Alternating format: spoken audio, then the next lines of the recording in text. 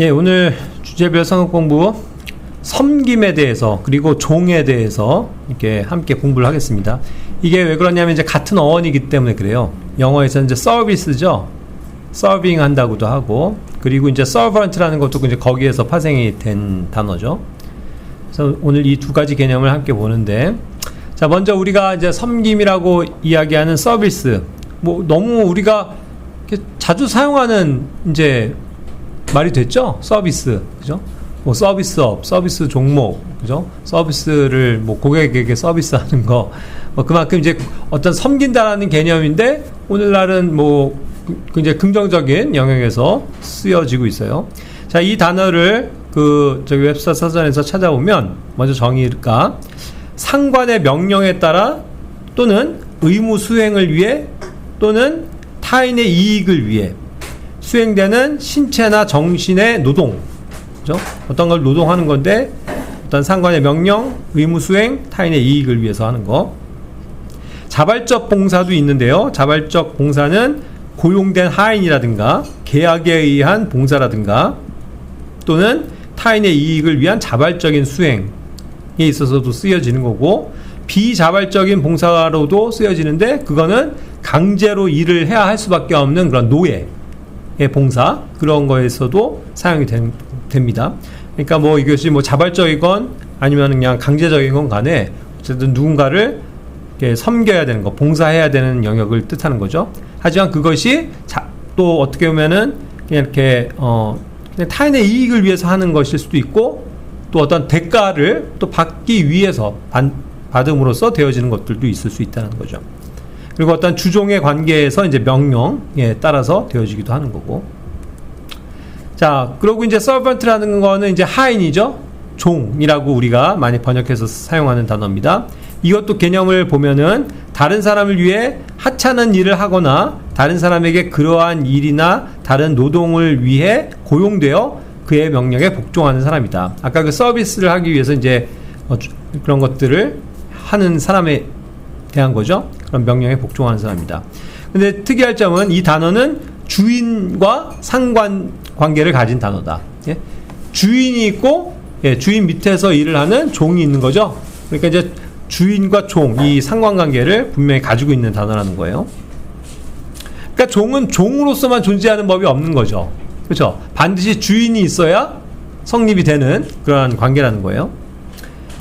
그리고 또 이제 하인과 노예는 조금은 다른데, 하인이 주인에게 복종하는 것은 자발적인 것인 반면 노예는 그렇지 않기 때문이라고 실제로 사전에서 정의를 하고 있어요.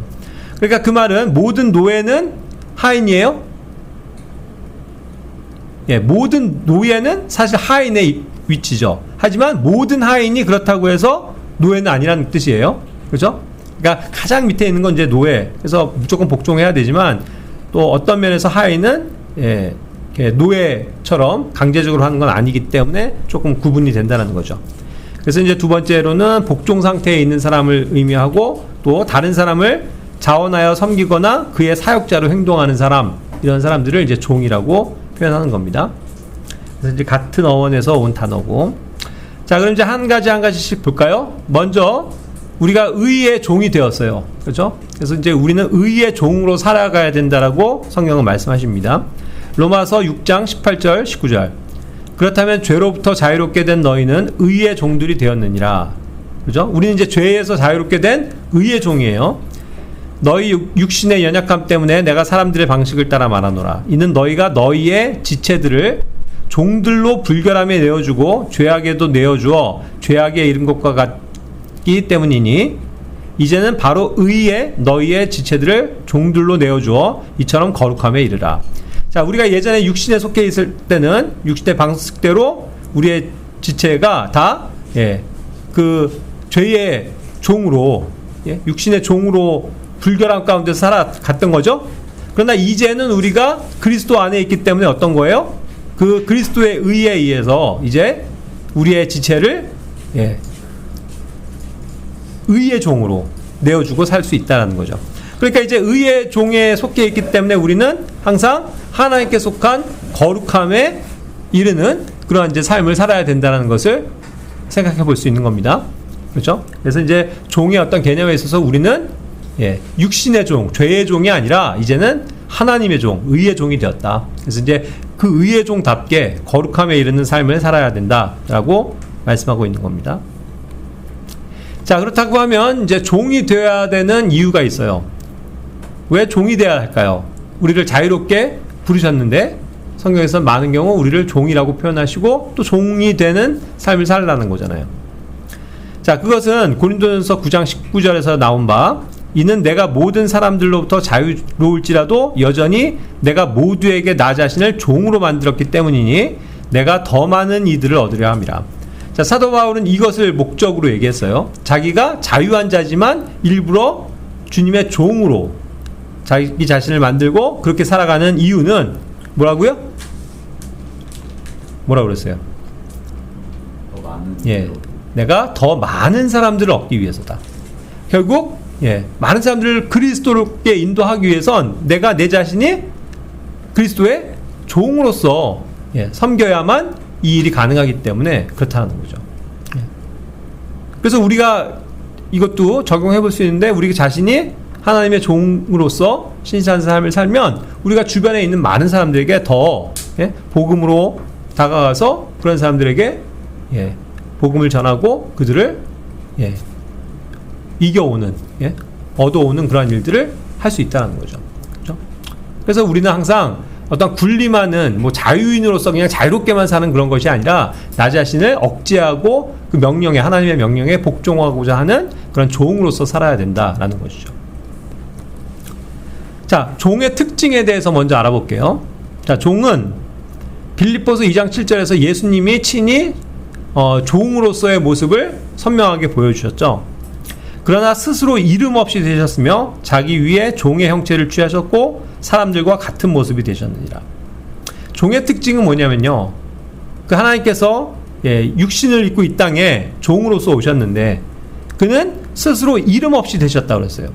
자, 이름 없다는 게 no name, 네임이 없는 거, 이름이 없는 걸 얘기하는 게 아니라 no reputation. 그러니까 뭐냐면 이거는 어떤 명성을 얻거나 좀 평판이 좋은 거 있죠. 그런 어떤 이름 얻는 것이 아니었다는 거죠. 결국 무명하다라는 거예요. 누구도 알아주지 않는 이름이다. 이름은 있지만, 그죠? 그런 어떤 그냥 뭐랄까 보이지 않는 존재감 없이 그렇게 되어진 것이 종이죠. 그렇죠? 종이 뭔가 막 뛰어나고 특출나고 막 어떤 종을 얘기하면 모든 사람들이 다 알고 있는 그런 게 아니라는 거예요. 저 하찮은 종은 사람들이 사실 어떻게 보면 이름도 몰라요. 그래서 실제로 옛날에도 노예들은요, 전 세계를 막론하고 동서고금을 막론하고 완전한 종 있잖아요. 특히 노예 같은 종들이나 또 애초부터 노예인 사람들은요, 이름이 없는 사람들도 많아요. 종의 태생은. 그죠? 그래서 그냥 막 불러요. 그냥 되는 대로 막 개똥아 그죠? 그런 식으로 그냥 이놈아 그냥 그런 식으로 불렀다고요. 얼마나 불쌍한 거예요? 그러니까 어쨌든 그냥 이름도 없고 존재감도 없이 그저 그냥 하라고 하는 것을 수행하는 그런 존재. 주님은 그러한 이름 없는 삶을 종으로서 사셨다는 거죠. 그러니까 이제 자기 위에 종의 형체를 취하셨다고 그랬어요. 육신으로 섬기시고자. 그러니까 사람들과 같은 모습으로 그와 같이 되셨다는 거죠. 결코 심판하시고 군림하시는 그러한 위대한 주님으로서 막강하게 권력을 가지고 나타나셔서 호령하시는 그것이 아니었다는 거죠. 물론 그것이 이제 재림 때는 반드시 그러하시지만 초림 때는 우리를 구원하시기 위해서 이와 같이 종의 형체를 가지셨다는 거죠. 그렇다고 보면 우리도 뭐예요? 이렇게 종으로서의 삶을 사는 것은 뭔가 유명하게 되고 알려지고 남들이 알아주고 좋은 평가를 받고 그거를 위해서가 아니에요. 그죠? 이름도 없고 빛도 없이 그저 그냥 주님께서 하라고 하신 말씀들을 순종하는 그러한 우리들의 삶이 돼야 된다는 거죠. 자, 누가복음 7장 8절에서 보면 또 하나의 종의 특징이 나오는데 여기서는 어떤 백부장의 예를 통해서 정말 그가 정말 놀랍게도 지혜로운 말을 했는데 뭐예요? 종은 어떠한 존재라는 거예요? 권위를 가진 사람이. 그러니까 아까도 종은 뭐예요?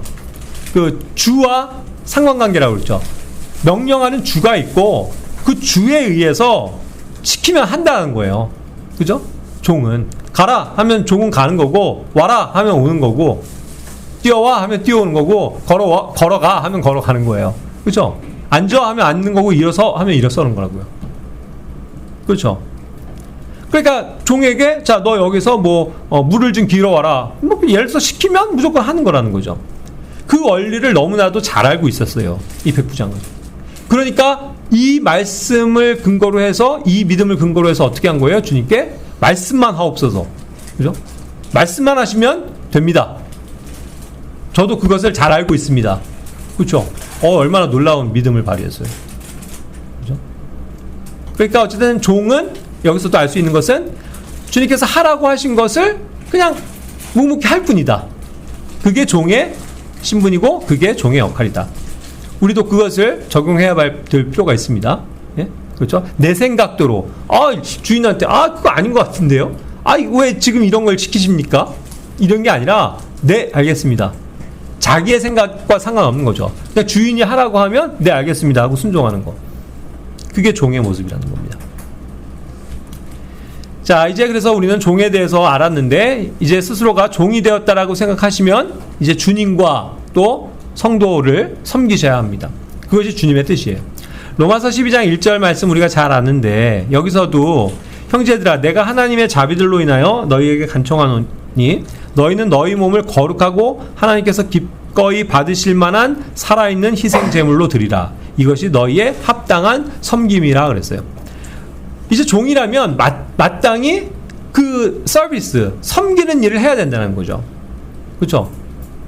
그럴 때 이제 우리는 중요하게 여기서 로마서 12장에서 항상 알아야 될 건 뭐냐면, 이 순종하고 희생 제물로서 하나님 앞에 드리고 합당한 섬김을 하는 그거는요, 뭐가 하는 일이에요? 우리의 그렇죠. 우리의 몸이 하는 일이라고요, 몸. 생각만 가지고 그렇죠, 그거 참 좋은데요? 그거 알겠습니다. 고개만 끄덕이고, 성경 말씀 배우고, 그거 좋네요. 아멘. 되게 그럴싸한데요? 믿습니다. 이게 섬김이 아니고요. 그렇죠? 합당한 섬김은 내가 하나님 앞에 드리고자, 하나님을 섬기고자 하는 마땅한 어떤 행위라고요. 근데 몸으로서 드려지는 행위죠. 그러니까 종은 그냥 앉아서 생각만 하는 존재가 아니잖아요. 하라고 하는 거에 대해서 즉각적으로 순종하고 나아가는 거, 행하는 거. 그 몸의 실천이 중요한 거예요. 그러니까 이 몸을 하나님 앞에 드리고자 힘써야 된다는 거죠. 그게 종의 어떤 가장 첫 번째 원리예요. 이 서번트십에 있어서. 종의 도라고도 우리가 얘기하는데, 종의 가장 중요한 조건은 내 몸을 하나님 앞에 드리는 거예요. 그러려면 이 몸이 항상 깨어 있어야 되겠죠. 항상 즉각적으로 반응하고 즉각적으로 순종하고자 하는 태도를 가지고 실제로 행해야 된다는 거죠. 그게 중요한 거예요. 그렇게 이제 주님을 섬기고 성도를 섬길 줄 알아야 된다는 거죠. 로마서 14장 17절 18절에서는 또 다르게도 표현을 해볼 수 있습니다. 하나님의 왕국은 먹는 것과 마시는 것이 아니요 다만 성령님 안에서 의와 화평과 즐거움이기 때문이라. 이는 이런 것들로 그리스도를 섬기는 자는 하나님께 기꺼이 받아들여지며 사람들에게 인정을 받기 때문이라. 자, 우리가 이제 하나님의 왕국을 누리는 삶을 여기서부터 사는 건데, 이것은 성령님 안에서 의와 화평과 즐거움이 되는 일들이에요. 그리고 이러한 것들로 그리스도를 어떻게 해요? 그리스도를 섬긴다라는 거죠. 다시요. 의로서 주님을 섬기고, 평화 속에서 주님을 섬기고, 또 항상 즐거움을 가지고 주님을 섬겨야 된다 이거죠. 그렇게 되면 그것이 하나님께 기꺼이 받아들여지는 거예요. 그리고 그것이 사람들에게 인정받을 만한 훌륭한 삶이라는 거죠. 그죠? 그래서 이제는 우리는 종으로서 주님을 섬기는 삶을 살아야 합니다. 또 한 가지 측면, 갈라디아서 5장 13절, 이는 형제들아 너희가 자유에 이르도록 부르심을 받았기 때문이라. 다만 자유를 육신을 위한 계기로 사용하지 말고 오직 사랑으로 서로 섬기라. 자, 중요한 게 있어요. 우리가 자유하지만, 자유로 부르심을 받았지만 이걸 육신을 위한 계기로 삼지 않고 오히려 섬기는 종으로서 내가 살아간다는 걸 방금도 말씀드렸죠. 자, 그랬을 때 가장 중요한 건 뭐냐면 두 가지 지금 단서가 나와요. 뭘로 섬기라? 네, 사랑으로 섬겨라. 어떤 섬김은요, 억지로 하는 섬김도 있을 수 있죠. 그렇죠? 하기 싫어 죽겠는데 그냥 억지로 하는 그냥 인상 쓰면서 예? 아주 그냥 나쁜 마음을 품고 그렇지만 어쩔 수 없이 해야 되니까 하는 그런 섬김도 있을 수 있잖아요. 그건 상대방이 알겠죠. 그래서 좋은 평가가 못 나오겠죠. 그렇죠? 그래서 사랑으로 섬겨야 된다. 항상 사랑으로 섬겨야 된다. 그리고 또 하나는 뭐예요? 여기? 서로 섬기라. 자, 우리는 그래서 항상 교회는 굉장히 놀라운 이 주님의 몸인데요. 이게 다 같이 붙어 있는 한 지체잖아요. 그러니까 항상 서로라고요. 모든 게 서로예요, 서로. 일방적인 게 결코 없어요. 일방적으로 가르치기만 하고, 일방적으로 배우기만 하고, 그런 게 아니라고요. 일방적으로 사랑해주고, 일방적으로 사랑만 받고, 아니라고요. 일방적으로 주기만 하고, 일방적으로 어떤 사람은 받기만 하고, 그런 개념이 아니에요. 교회는 항상 서로라고요, 서로. 그렇죠? 그래서 서로를 섬김으로써 유기적으로 도움을 받는 거죠. 그거예요. 그러니까 우리는 서로 섬겨야 된다. 자, 그렇다고 하면은 서로 섬기는 사람들이니까 우리 교회 안에는 주인이 있어요, 없어요? 교회에 주인은 없어요. 오직 딱 한 분, 보이지 않지만 하늘에 계신 하나님, 우리 주님만 주인이시지, 우리들은, 지체된 우리들은 결코 어떠한 사람도 주인이 될 수 없다. 군림할 수 없다. 뭐 목사라고 해갖고 떠받들어주고 뭐 그런 거 없다. 우리는 서로를 섬기는 종들이다. 그렇죠? 다만 이제 여러 가지 역할들이 이제 나올 겁니다. 그래서 이제 그런 것들을 가지고 섬기면 된다는 거예요. 자, 그럼 이와 같이 이제 우리가 섬길 때 얻게 되는 유익이 뭡니까? 골로새서 3장 23절 24절 말씀 찬영 형제가 한번 읽어볼까요? 그리고 너희가 무엇을 하든지 그것을 주께 하듯 성심껏 행하고 사람들에게 하듯 하지 말라. 너희가 주께로부터 유산의 보상을 받게 되리라는 것을 알고 있으니 너희가 주 그리스도를 섬기고 있기 때문이다. 예, 우리가 주님을 제 그리스도로서 항상 섬기고 있는데 그렇게 섬길 때 받게 되는 게 뭐예요? 예, 주님께로부터 그 유산의 보상을 받는다. 상속 유업의 보상을 받을 것이다. 그죠? 신실한 종으로서 수고했기 때문에 반드시 보상을 받게 된다는 거예요. 그죠? 그러니까 항상 주님께 하듯이 성실껏 행하라는 거잖아요. 성실껏 섬기고, 예? 사람들에게 대충대충 하듯이 눈 가리고 아웅이라고 그러죠. 예? 그래서 사람들이 좀 보고 있으면 좀 하는 척, 안 보면 그냥 딴청. 그게 아니고 항상 성심껏 다른 사람들을 섬겨라. 그리스도를 섬겨라.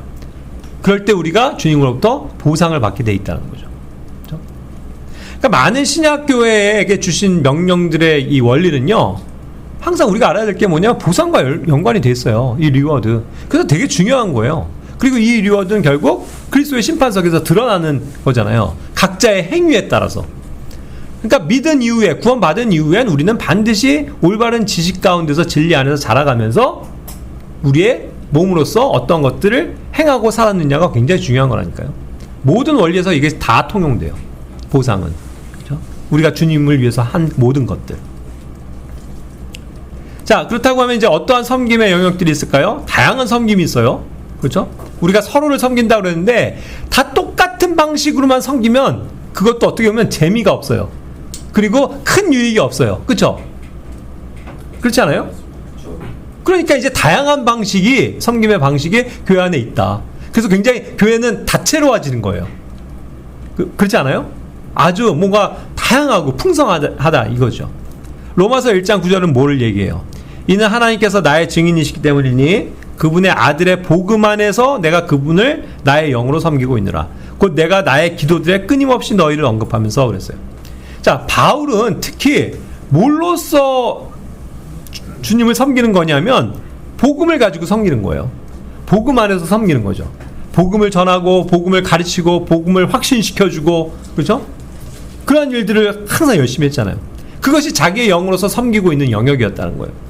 그리고 또 그 일을 위해서, 그 복음 안에서라는 큰 범주 안에서 또 다른 성도들을 위해서, 이 복음 안에 그들이 잘 서 있기를 위해서 항상 끊임없이 기도했죠.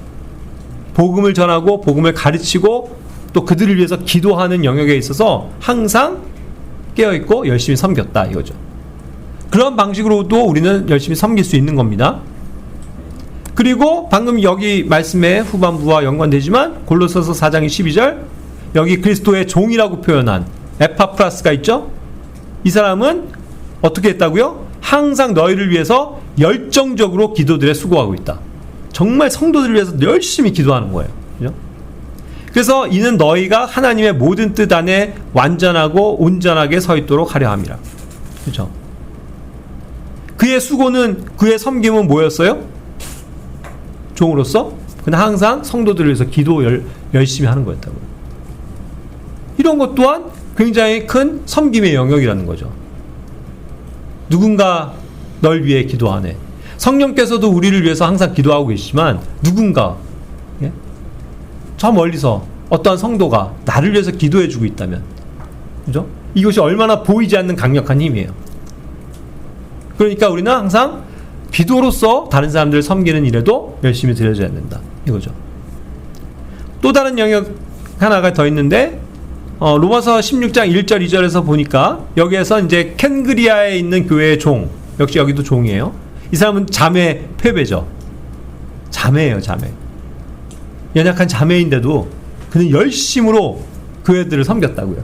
바울을 섬겨줬다고요. 그죠?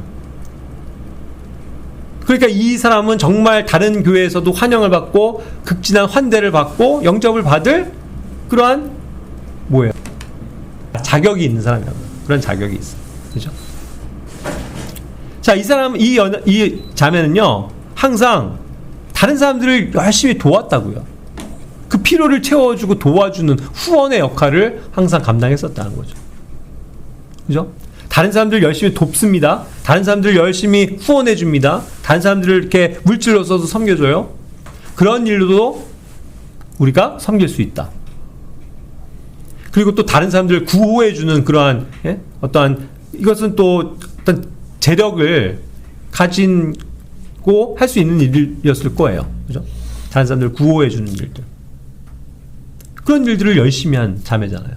그래서 이것이 또 그리스도의 종으로서 드러나는 신실한 삶이었다고요. 그리고 이제 이 어떤 서신서를 어떻게 해요? 예? 자매 이 패배가 막 전달하는 그 먼 여정을 수고하는 그러한 놀라운 사역자였잖아요. 자기의 몸을 사리지 않고. 그러니까 자매들도 충분히 교회 안에서 많은 역할, 섬김의 역할을 담당할 수 있다는 거죠. 네, 해야 된다. 네, 그러니까 아주 뭐 해야 됩니다를 너무 강조하지 않으셨네. 네, 네. 그래요. 이거는 형제건 자매건 상관없이 누구나가 다 할 수 있는 일들이라는 거예요. 자, 그럼 이제 어떻게 섬길 것이냐? 방법적으로. 저는 여기에서 어떻게 섬길 것이냐에 있어서는 딱 요 한 구절만 근거를 따왔어요. 물론 다른 것에서 있을 수는 있겠지만 조금 이것이 부담이 될지 모르겠지만 전 이 말씀이 너무 항상 가슴에 도전을 줘요. 빌립보서 2장 30절. 누구예요? 에파브로디투스. 예? 이 사람은 그리스도의 일을 위하여 그가 거의 죽게 되었으나 자신의 생명을 개의치 아니하였기 때문이니 나를 향한 너희의 섬김의 부족함을 공급하기 위해서였느니라. 바울과 그 교회를 섬기기 위한 일들, 그 일에 부족함이 없도록 하기 위해서 자기 자신을 종으로서 열심히 섬긴 사람이잖아요. 더군다나 어떻게 해요? 자기 생명을 개의치 않을 정도로 저 그냥 죽어도 좋습니다. 그죠? 저 괜찮습니다. 끝까지 제가 이거 하겠습니다 하는 충성된 그런 걸 보이면서 정말 자기를 돌아보지 않을 정도로 헌신해서 종으로서 살았잖아요. 이러한 교회의 샘플을 우리에게 보여주신 건 참 굉장히 감사한 일이에요. 오늘날 이 현대인들은 참 이기적이어서 뭐 하나 손 하나 까딱 안 하려고 그러고 자기 수고 안 하려고 그러고 그냥 남들이 하게 내버려 두고 이 핑계 저 핑계로 내빼고, 그죠? 그런데 이 사람은 그리스도의 일을 위해서 자기가 정말 종으로서 열심히 섬기는 그 섬김을 끝까지 다했다. 자기의 생명을 개의치도 않고. 그렇다고 하면 자기의 시간과 돈과 자기의 모든 에너지를 쏟아 부었다는 거 아니에요? 그러니까 얼마나 고귀한 삶이에요. 그러니까 하나님께서는 그것을 보상하실 거라는 거죠. 그죠? 그래서 이런 섬김, 제가 그래서 말하고 싶은 건 뭐냐면 정말 우리는 섬길 때 정말 좀 깔짝깔짝하는 그런 정도가 아니라 정말 헌신해서 힘을 다해서 내 최선을 다해서 차고 넘치도록, 그 표현이 있죠. 차고 넘치도록 그렇게 열심히 섬기면 얼마나 좋겠어요. 그럼 그 주인의 입장에서 얼마나 감격할까요? 그렇지 않아요? 주인의 입장에서 봐봐요. 뭐 하나 시키면 그냥 너무 열심히 해. 막 네 주인님 하면서 막 정말 기쁨으로 막 열심히 하는 종이 있다고 하면 이 종이 얼마나 이쁘고 사랑스러울까요? 그러니까 아까 그 백부장도 그랬던 거예요. 자기에게 너무 신실했던 종이거든요. 그러니까 그가 정말 아끼는 거죠. 그죠? 그리고 어떤 경우엔 그 성경에 많이 나오지만 자기의 종인데도 자기의 어떠한 그러한 재물과 이런 것까지는 나눠줄 정도로, 그죠? 아들처럼 여기는 그러한 신실한 종들이 많이 있었잖아요. 우린 그러한 사람들이 돼야 되지 않을까요? 주님이 보실 때 우리를 어떠한 종으로 평가하실까? 그거죠. 자, 그런데 이제 섬김에 있어서 유의해야 할 점들을 조금 살펴보겠습니다. 에베소서 6장 7절은 선한 뜻으로 섬기라고 그랬어요. 자, 이거는 의도도 중요하다는 거예요. 선한 뜻에서 나와야죠. 억지로 막 하기 싫어 죽겠는데 하는 섬김은 아까도 얘기한 것처럼 섬김을 받는 사람이 캐치해요? 안 캐치해요? 캐치한다는 거예요.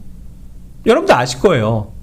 제가 어디 카페에 들어갔습니다. 뭐 하나를 주문하는데 이제 마감 시간이 임박해서 들어갔는지 막 이 사람이 막 그죠? 뭐라고는 얘기는 못하지만 물그락물그락 하면서 막 이렇게 했다고 쳐봅시다. 억지로 이 사람이 서비스하고 있다는 게 느껴진다면 기분이 아주 나쁘죠. 그래서 에이 내가 이 가게 다시 나눠. 아니면 그냥 영수증 주세요 해갖고 너무 불친절하고 기분이 나쁩니다 하면서 평점 1점 그렇게 되는 거 아니에요? 그러니까 항상 선한 뜻으로, 그죠? 그런 좋은 마음으로 해야 된다는 것을 알려주시는 거죠. 자, 그것이 뭐냐면 결국 주께 하듯 하라는 거예요. 내가 이것을 주님께 하고 있다고 생각하면 사람에게 하듯이 그렇게 막 불친절하거나 퉁명스럽거나 억지로 하는 그런 태도를 보일 수 있을까요? 주님 앞에선? 아니잖아요. 그러니까 우리가 항상 주님 앞에 있다라는 생각을 가지고 그러한 식으로 선한 의지를 가지고 섬겨야 된다. 누가복음 10장 40절에서는 이것도 되게 중요한 거예요. 여기서 이제 마르다의 예를 얘기하죠. 여기서 마르다가 많은 섬김, 서빙을 열심히 하고 있어요. 이거 좋은 거예요. 그죠? 결국 이걸 부정해서는 안 돼요. 교회 안에서 이게 자매가 누군가를 섬겨주고 음식을 준비하고 손님을 맞을 준비를 하고, 그죠? 테이블을 차리고 얼마나 고귀하고 좋은 겁니까? 즐겁게 하면 되잖아요. 근데 문제는 뭐냐면 마르다는 스프리가 난 거죠. 하다가 열심히 좋아서 하다가 아우 가만히 있어봐. 이 마리아 얘는 어딨어? 아이 꼴보기 싫어.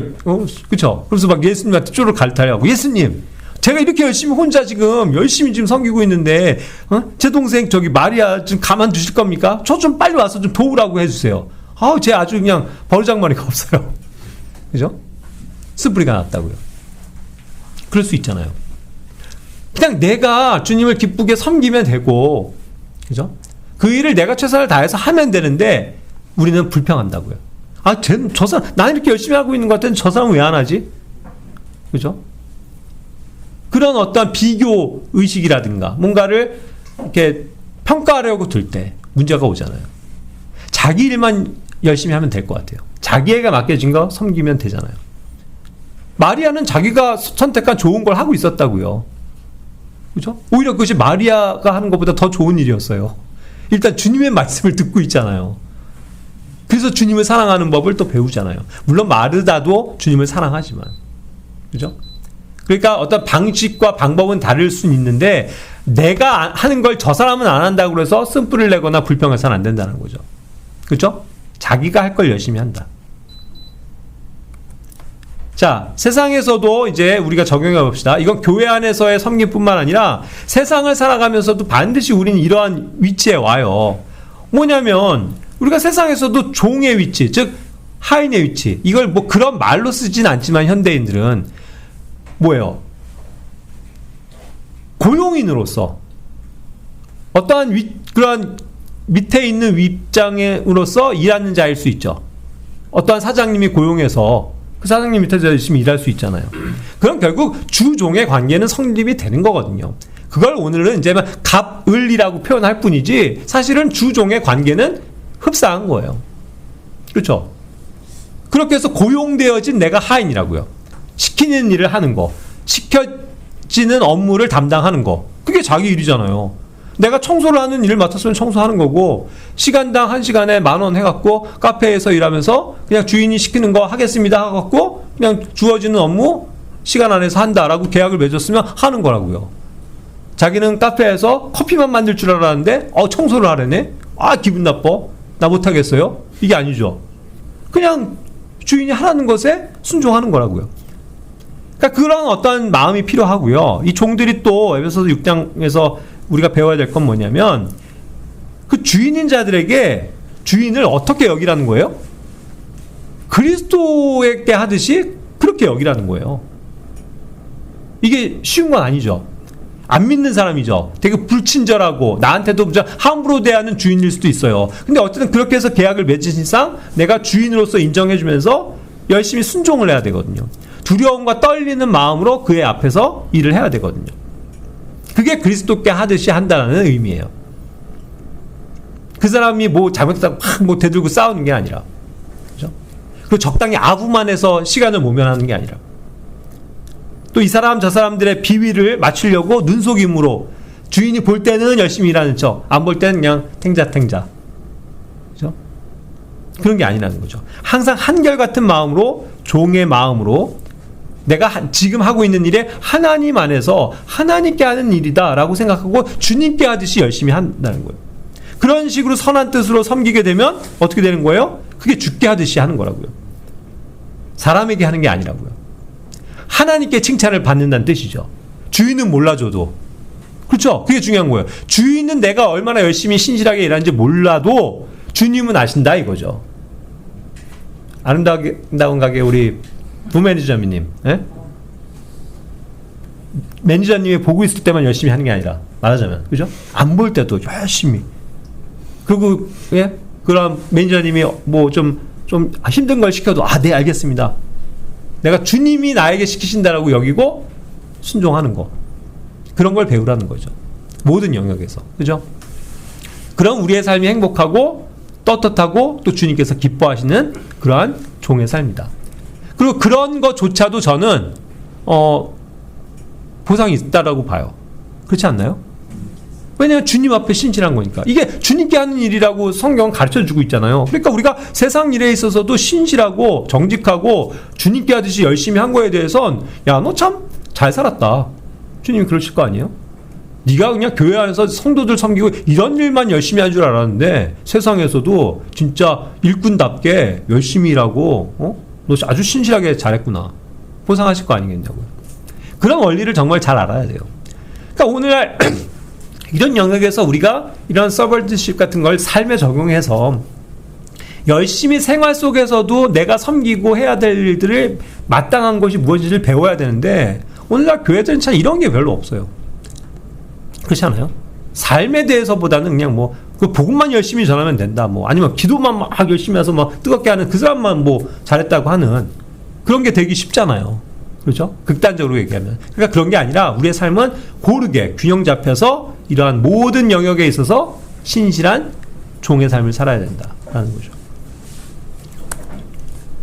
영적인 영역에서도 주의 종의 자세를 우리는 배워야 합니다. 디모데후서 2장에서 보면 주의 종은 결코 다투지 말아야 한다. 모든 사람들과 온화하고 또 가르치는 것에도 능하고 인내하고 또 온유함으로 다른 사람들에게 일깨워주는 그러한 삶을 살아야 된다는 거죠. 종은 다투는 사람들이 되어서는 안 되는 것 같아요. 그죠? 시시비비가 있더라도 주인이 다 가려주시지 종들이 나서 서로 막 싸우고 다투고 할 필요가 없는 거잖아요. 그러니까 모든 영역에서 온화하고 또 부드러움으로 다른 사람들과 화평하게 지내는 방법을 종들은 터득해야 된다는 거죠. 그렇죠? 그래서 여기서 주의 종이라는 걸 많이 이제 사역자들에게도 목회자들에게도 적용을 하지만 우리 모두는 다 주의 종이에요. 방금 본 것처럼. 그래서 우리 모두가 주의 종들인데 우리들은 결코 다투는 사람들이 돼서는 안 된다는 뜻입니다. 그렇게 적용을 하면 되겠죠. 자, 두 가지 구절만 보고 마치겠습니다. 이제 마태복음 24장에서 보면 신실하고 지혜로운 종이 나오고요. 악한 종이 나와요. 신실하고 지혜로운 종은 어땠습니까? 주인이 멀리 나가 있어도 주인이 곧 돌아오신다는 생각을 가지고 자기 집안을 열심히 돌보는 사람이죠. 작은 일에 신실한 사람이라고요. 그랬을 때 딱 언젠가 주인이 와서 봤을 때 너 잘하고 있었구나. 너는 정말 신실했으니 너를 내 모든 소유물들을 다스리는 자로 삼으리라. 상속에 유업을 주는 거죠. 여기서 나오잖아요. 그러한 지혜로운 종, 신실한 종이 돼야 된다.